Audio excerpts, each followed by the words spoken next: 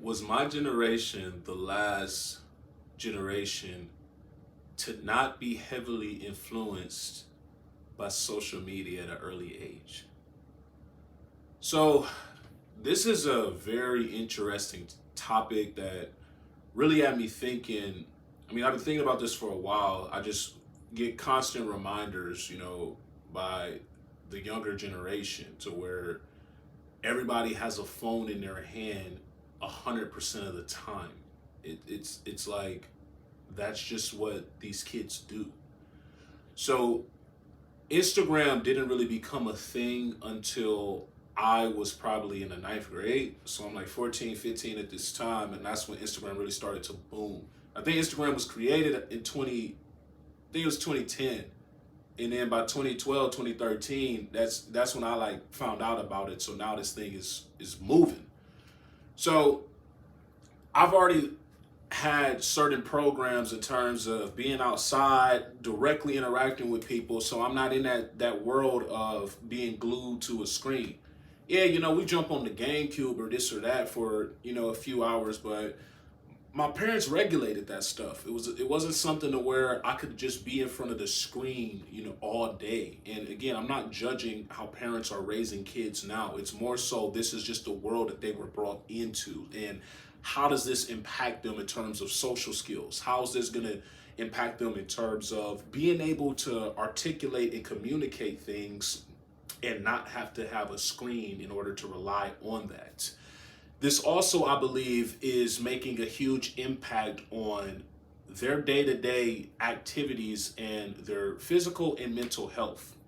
So, if they're constantly perceiving reality through social media, through Snapchat, through how many likes I got, through did this get this many retweets, or now it's called X or whatever. So, if your whole world is based off of that gratification of social media, that doesn't do well for your mental health.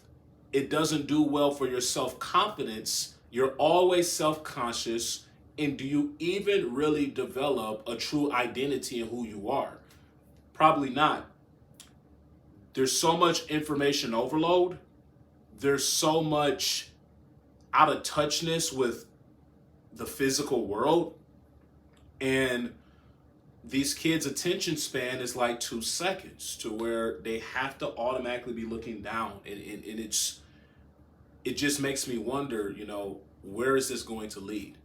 So I'm a very optimistic person, and that's how I just choose to see the world, and that's what works for me. So I believe at the end of all of this, a lot of these kids are going to create technology that is going to continue to advance the planet and help us tremendously as the world continues to expand.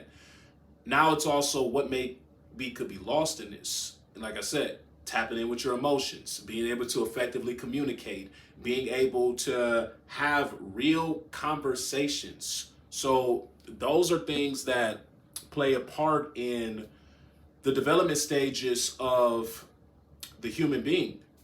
The development stages of, can I have a conversation with you and not have to pull my phone out?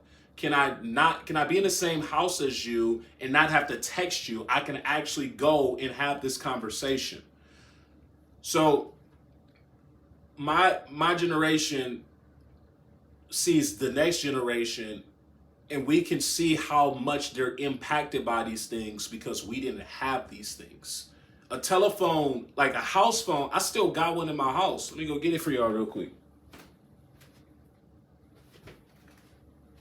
For some reason, I still got one in my house, and a lot of kids today don't even know what this is. So it just goes to show you the times that we're living in and how in a 15-year time span, technology has just advanced.